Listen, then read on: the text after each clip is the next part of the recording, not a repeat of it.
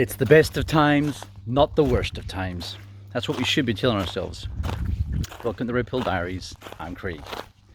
Fuck, I sound like I'm acting. I'll just take a... I can't really see a pew, and I hope this doesn't break on me again. Oh yeah. Alright, so... What do I mean by that? Right, so if you inspect history, for what it's worth, you'll find that every other time we lived, like there was obviously things that were good. Like let's say 100 years ago, before everyone was traveling around so much. Oh, sorry, before there was oil getting used. So let's say 120 years ago, before the 1901 strike of oil in Texas, right? What would be the case then? As someone like me who likes to travel a lot, let's see, when I was diving in the Great Barrier Reef in Australia, and this is like almost 20 years ago, lots of parts of the reef were already fucked. Now it's a lot worse, apparently. Oh, it's snapped on both sides. Okay, all right. So, sorry, this is having its last days, my hammock here. Anyway, and a lot of people who were standing on I remember the one guy, I was out in the place called Fitzroy Reef in the Great Barrier Reef, and we all got told what not to do, and this fuckhead looks around himself and then puts his flippers and his feet down with a snorkel mask on beautiful fire poker coral. This stuff looks like a fire poker. So it's blue, and then it's got like a glowing kind of fluorescent orange end. It looks amazing. And this fuckhead and guess what? I swam over to him to say something, because I thought, it's my duty as a life form that can speak to this other life form to say something. And I did, and he was a fucking Australian. So he's from there, and he's shitting in his own backyard, right? So yeah, the world would have been a lot better if I could travel around back then. Yeah, there's a lot of things that would have been better back in the day. There's certain times you would live that no matter where you went to, you get asked where you were going, even though there weren't borders, because what you had is, let's say where I'm from in Scotland, you had clansmen in different areas. They might fuck you up just for being in that area, right? That's how it was in the Highlands of Scotland. Actually, I think Highland life extended beyond the Highlands, but I think the separation is made because of the genocide that happened from the English killing us all. We became the least populated area in the country instead of the most. We've got 800 islands, and it's the biggest region in Scotland. We became the most unpopulated region. A genocide that's never really spoken about, as many other ones, like the one in South Africa against the Boers, was never spoken about much either. Actually, some people say it's a lie. that old chestnut.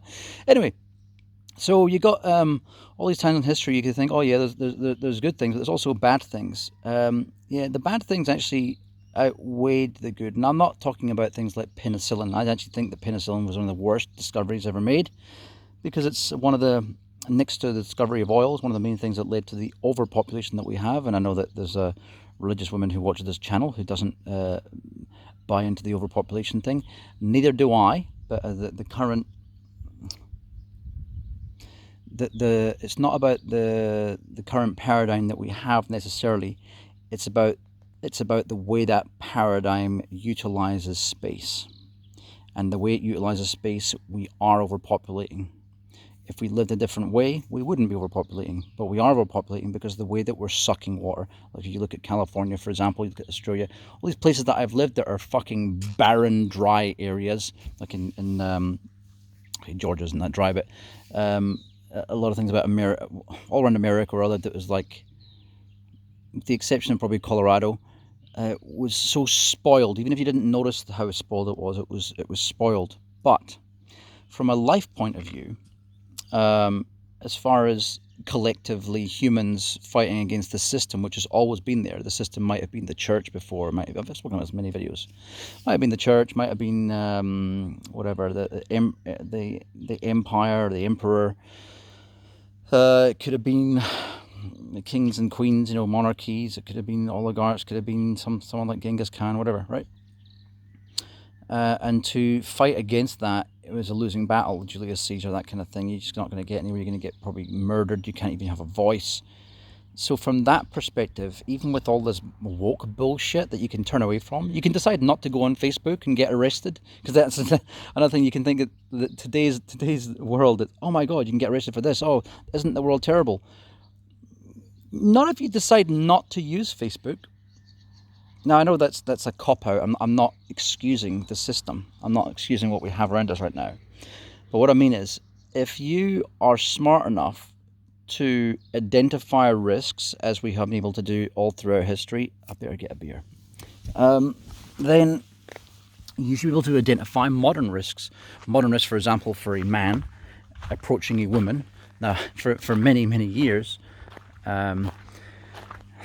I feel really sorry for ugly guys, because you'd have to have game. Now, that's not the bad thing, right? Game you can learn, right? But it's the fact that you had to actually approach women. Because I identified very early on, not from living in South Africa, because women were pretty cool there, actually. Well, they were from all around the world, but they were indoctrinated to the way that South African people did things, you know? And South African women just weren't, see you next Tuesday, you know? They were I don't know, for the most part, pretty cool. Of course, you get nutters in every place, right? But what I mean is, like, you could be yourself. You could go up to a girl, just talk to her, and then, you know, she wouldn't make you feel like crap. New Zealand, total opposite. So I learned about everything from gaslighting before the term even existed, and all these sneaky little interactions that people get taught to do. It's this well, let's call it putrid culture. Oh my God. Oh no, my hammock, my beautiful hammock. Maybe it'll hold me a little bit longer. Okay, maybe this side. No, I don't want to buy a new one. Okay, all right, okay. Uh-oh. Okay, this is just beyond the joke. Right, so what I mean is, yeah, sure, back in the 1800s, you just go up to a girl and talk to her, and you wouldn't have to worry about some situation which is going to blackmail you for some kind of, this is probably going to snap on me, by the way, blackmail me with some kind of Me Too thing, and you know, some false, contrived Me Too thing, not a real one. I'm talking about a sort of false one, because I've just been watching Jimmy Dore's show, and I'm just watching this disgusting person, Anna Kasparian, on the Young Turks, that I unsubscribed from many moons ago. Tried to blackmail him, basically, and then tried to gaslight him, and tried to do some disgusting thing online, and she's been caught out for it. It's so funny. You should check it out if you haven't seen it already. And it's making others fall, other spineless people like Kyle Kalinske fall. But why is that a good thing, right? Well, it's a good thing is because back in the day, let's say even, I don't know, 30 years ago when I was a kid, we had 3 channels in the UK, BBC 1, BBC 2, BBC 3. Then we got C4 and a few more, but there still wasn't very many, right? And then Sky came out, well, let's say over in New Zealand, right? That stage, I think Australia had 7 network, they had about 7, I think they had 7 to 10 channels, right? Back in the 80s, mid-80s, right? New Zealand at that stage had, I think it was 2, might be 3. South Africa, they had CCTV, the black channel. They had 1 white channel, and every second day it was English, and every other day it was Afrikaans, right? And then other than that, you had Mnet, which was their version of Sky, which New Zealand, Australia, and Britain and all that got later on as well. They controlled pretty much everything that you watched. And in the case of New Zealand and Australia, Fairfax and APN,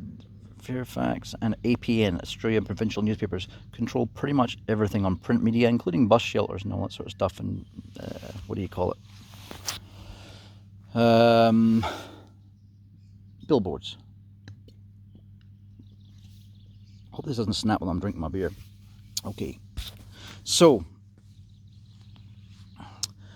nowadays you have all these different avenues of potential truth. Like, my dad and my stepmother watch MSNBC and I think even CNN. They're total system slaves. My mum's not a system slave. Uh, her laziness allowed her to discover the freedom of not working quite early and relying on sons. That's cool. I kind of respect that in a way, at least to learn not that working is not the way. So kind of mom's cool in that way. But anyway, she also blindly watches TVNZ, which is an echo chamber. It's like a repeater system for BBC and every other paedophile network in the world. So she watches that and really believes things like she follows the lefty government there and actually believes that the National Party is different than, it's a horrible party and that the Labour is good, right? She's a socialist, obviously she's a beneficiary, because like everyone who can, if you let them get away with it, she's playing the system. Yeah, why not? She's old now. Now she's get her pension for the hardly any years she ever worked in her life. Retired at 50 odd, because me and my brother. Yeah. Anyway, I'm just brutally honest. I don't sugarcoat anything, especially not people who haven't helped me much in life. Except, give me life's one thing. Oh God, let me sidetrack on this point. People who gaslight you on this kind of bullshit, like, oh, she gave you life. Fuck off. It's like, that happened, right? I could have been not born or born. I'm not going to be thankful for existing, okay? So fuck off. But anyway, the fact is I live in a time right now where I can watch all these different things and find out what's going on, and I can discern for myself what I think is truth and what is not. And I could choose to be a total system slave moron and watch everything that's lies and have absolutely no discernment on what I'm watching. But that would be my prerogative, you see. And I could watch that garbage and still live a normal life. Or I could choose to break free from that life, which is still currently possible. Yeah, okay, it's difficult for Americans to do. There's a couple of countries in this world that's quite difficult. Australia treats you a bit like a prisoner. So does New Zealand definitely does, but in a softer way, in a more subtle, nuanced way. But yeah, in America especially, well, I suppose in many countries that have what they call a bad passport, like Syria, for example, you can't go anywhere. I suppose that those countries treat you bad. The reality is, if you understand, like I do, that citizenship actually means nothing, because if you see, like right now, like the lockdown situation, Australia won't let you back into your own country, and a lot of countries are doing stuff like this. I think what's getting exposed now is the folly of government and the rancid just toxicity that they bring into all of our lives, and we kind of accept it as if it's normality, the new normal. But we can still kind of escape it at the moment. I think we may be nearing times where we might not be able to, but I still hold out for hope that something Brett Weinstein said, that he thinks we'll fuck it all up. I've also thought that most of my life, but I do hold out hope that I know that two things. One, there is a chance out there that we could make a better way and oust the evil people, because we can do things so much better, so much more easily, if the elite parasites weren't there holding control and making sure we didn't make the world a better place, right? But at the same time, yeah, he's right, we might fuck it up.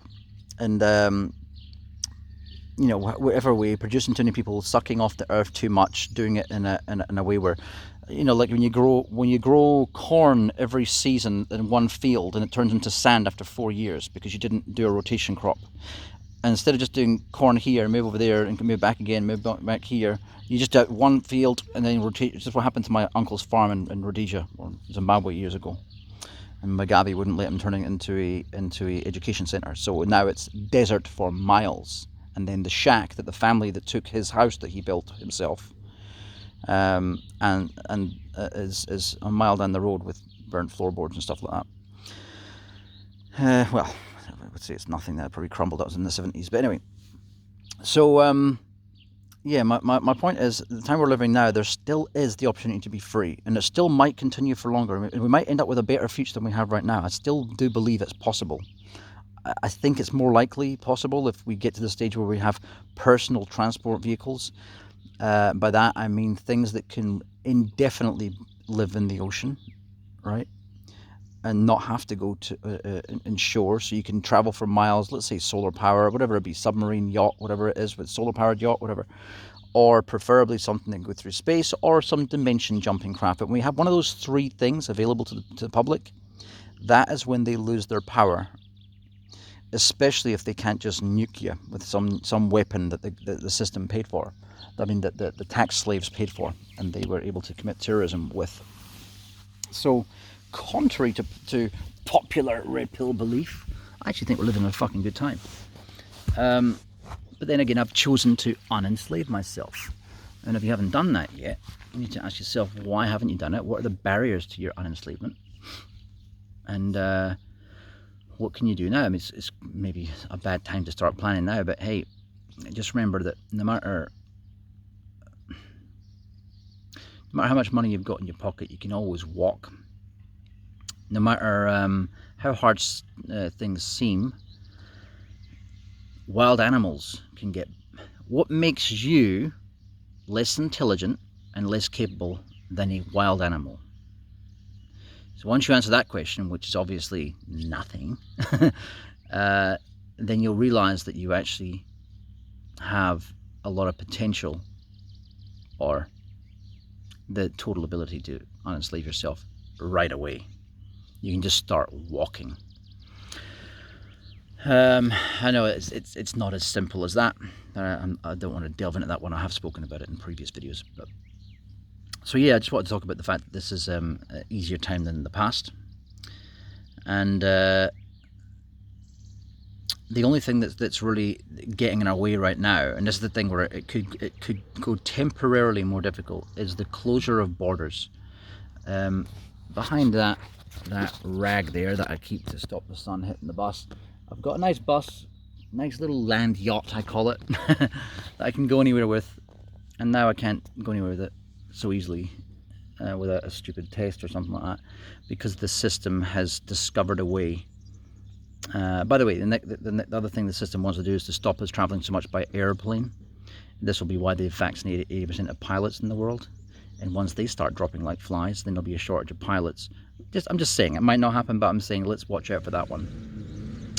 Once they start dropping like flies, then there'll be even more reason to have a price hike with the common scum can't afford. And you know what? To be honest with you, I don't give a fuck.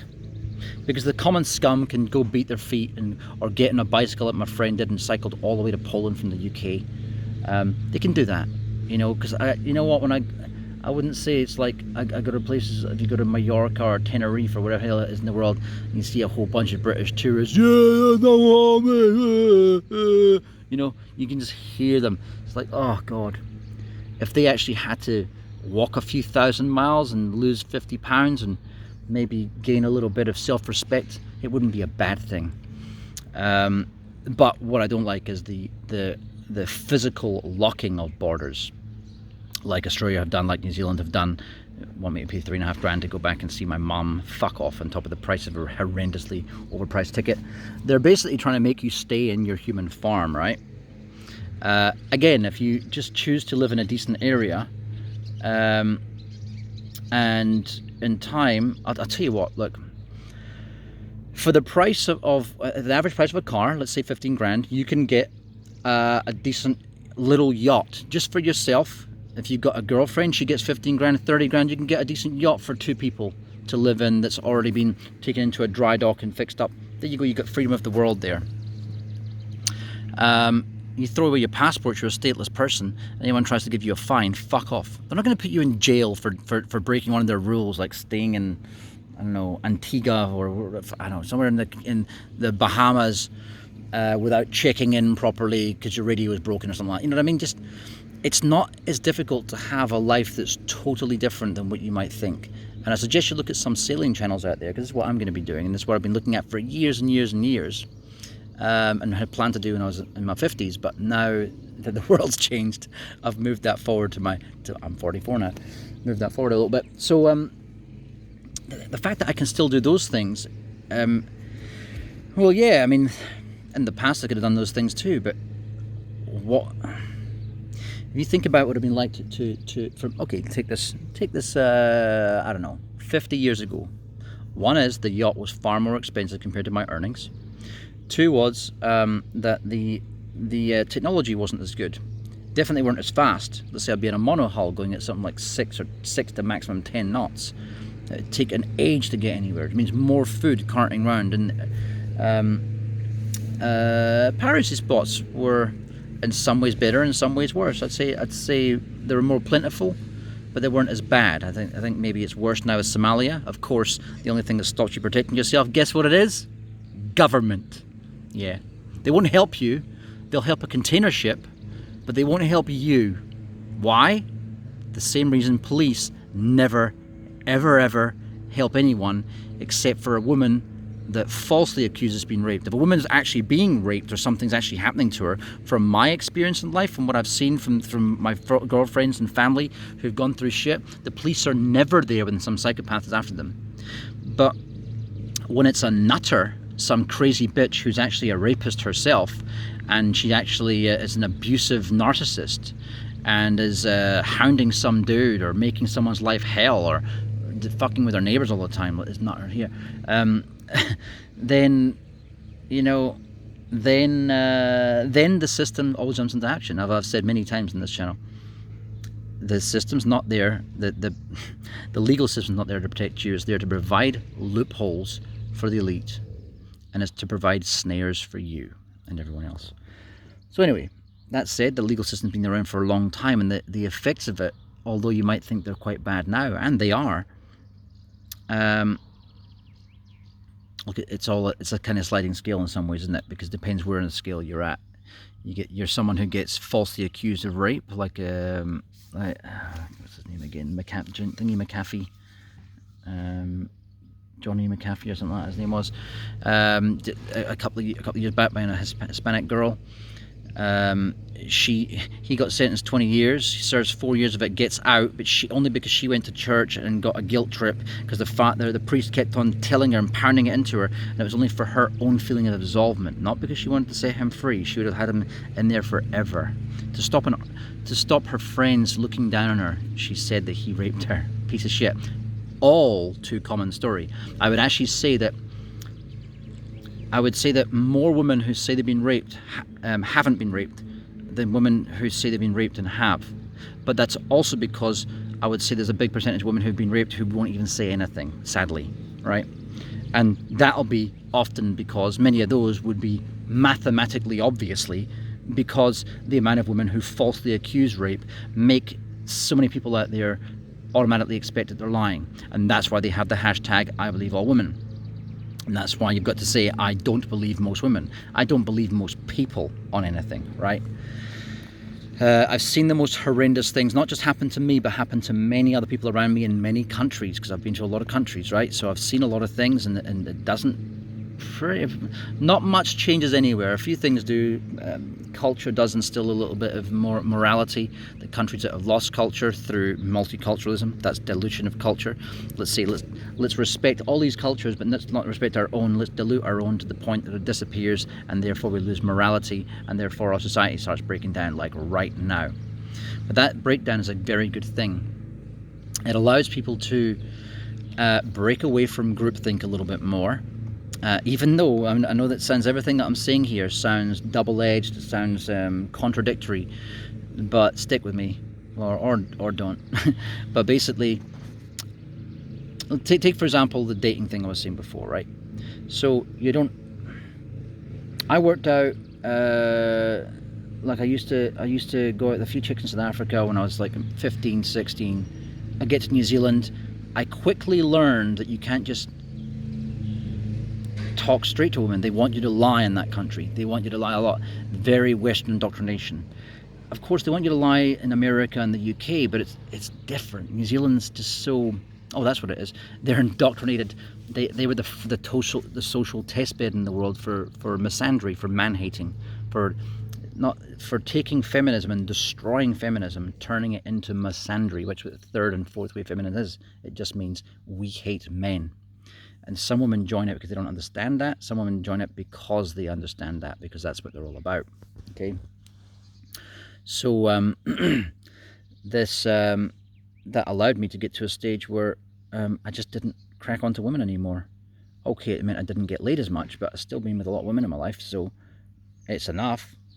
It just, and as I say, I'm glad that I wasn't born as a 2, because even being a 5 or a 6, if you can have a little bit of gift of the gab, but not be using it on them.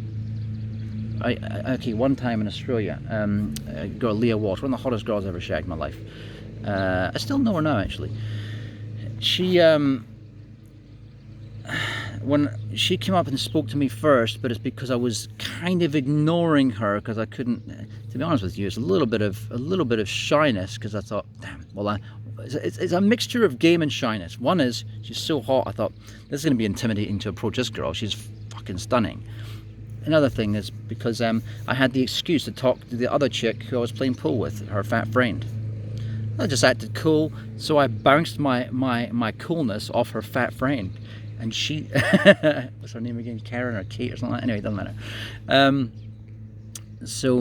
And then when I was going to the toilet, her fat friend goes, "If you don't take him home, you're fucking crazy." This is in Perth in about 2003. So just an example there. If I didn't have to say anything directly to her, you know what I mean? Next thing you know, I'm living in her house, you know. So yeah, that was pretty the turn of events. Not the only time. Okay, time in New Zealand, where I was speaking to girls, but only a group of girls. It was a nickname I had in New Zealand for a while was Pdog. It comes from a cartoon, not from the drug. But anyway, so one of my mates, Jamie, goes, "Oh, throw Pdog in. He'll break the ice." So I'll go over to this group of girls, start talking to them, and next thing you know, all my friends come over, and about 2 of the guys got laid, and then so did I. But what I meant was I was gaming the group, so there was not, you know what I mean. I wasn't going in there. I was doing something where I could get rejected, but I don't give a fuck, and I didn't, and I was like, then I was calling my friends over. There's things that some guys do where they put themselves in the lion's den when it comes to women. For example, a lot of guys want to go away to find a quiet place or go because they're so scared of an audience. No, fuck it, don't be scared of an audience. That's how you'll get burned and told that he did this and that, and then because you find out she's got a boyfriend, and instead of another friend, Sharky in Australia, he got done 7 years for rape because he went with a girl at a wedding. My friend Sasha, she told me the story actually because she was there. That's the disgusting thing about it, right? It's funny how girls know stuff and yet they won't pipe up loud enough when it really matters. But anyway, it's a kind of mafia chick, not Sasha, the girl that was getting married this day, and was marrying some rich Lebanese or Portuguese guy. Anyway, and she was saying that what happened is she's back then Sharky had all his teeth because and he had hair and stuff, and she said he was in the bedroom with the chick who was getting married, and then someone bust in on them. She grabbed him and rolled over onto the floor. "Hey, raping me!" He got done with rape. He's dressed up in a fucking tuxedo and everything, and just because. And this is what some women will do. Some women will destroy your fucking life. And I've had an attempt at this before by a police officer in the UK, Constable Grace Milner. Sided with a cocaine dealer and a thief over me, made me go through full indictment into and my ex-wife to face a jury of fucking 12 and spend over 100 grand between the two of us in pounds to defend ourselves for some scumbag. Women will do anything. Some women will do anything except for face the shame or say, "Hey, look, I was wrong. Oh, I got the wrong end of the stick there." They will do anything to save face, and that's something that most men won't do. Why? Because it's more common for a man to have empathy, but lots of men are cunts as well, right? So what I mean is that the world is kind of more is more constrained like that, but it's also more free. So for example, if I compare that scenario for years ago, the girl I went over to speak to might have been outside my class, and I might got shot. "Oh, Parlay, who are you speaking to? These girls? You scruff!" And next thing you know, I'm dead. Or if I was the wrong colour, because I might have got killed for being black, whatever it was. The world is a lot more free and open now. It just doesn't seem that way because we're looking at the things that are really bad and the things that are insane that are making us kind of think, get mental spasms. How the fuck? This doesn't make any sense. What's happening to this person here? What's happening to that person there? I'm watching it online. I'm watching other people. I'm dissociating it from it myself. Because, when I think about some of these people who I want to contact, or even like, let's say, a couple of people who I was arguing with a couple of years ago. One of them contacted me, Cameron, if you're watching this, hey dude, to say, oh man, you were right. Yeah, cool. That's good. You're big enough to say that about some of the things I was saying. I was getting called a conspiracy theorist and a lefty and a righty and fucking all these things that I'm not. But then I think to myself, I don't give a fuck. I've really I've really embraced this don't give a fuck about anythingness that I've achieved. Key unlocked. You know what I mean? It matters a lot, and with that, let's say I wasn't getting this boat. I'm not kidding now, I would get probably something like a BMW GS 1200. So let's say bottom end of the scale, you could buy a used one a few years old for maybe 5,000 euros, right? Or something like an Africa Twin. Why? Because then I can go off-road. Because you know what? In this world, yeah, they might have borders, might be a pain in the ass right now, but they can't fucking patrol them all. They're too long. They can't control the border in America. That's when they're actually trying. Do you think they can control the body around the borders around Hungary, around Germany, around Russia, around India? Come on. So you would do that by basically when you come to an area that's anywhere near a border patrol. I actually did this in America. I remember sleeping in this place in my car called Night. It was such a cool road name. What was it called? Night something road. Nightingale. Nighthawk. Yeah, Nighthawk Road. So I was trying to test areas of the border between Canada.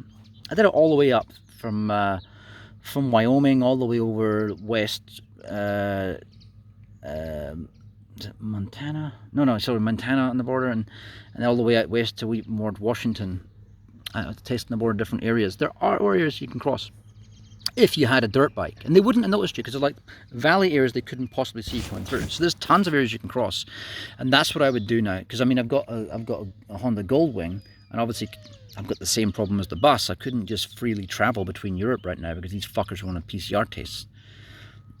I'm just at the stage now. I just don't want to accept their authority at all. I just see them all as illegitimate. I think in this pandemic, another thing, and we're living in great times because no time in history has the system itself, the control mechanism, exposed itself to such a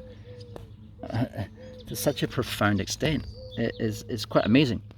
I think we're not that far from a potential global revolution, and that's even accounting for the fact that at least 70% of people are unreachable. They're NPC complete. They're like my dad's level of my stepmom, even worse. Her level of NPC. Total system slave. Believe everything the system says. Complain about the system. Talk about the thing it does.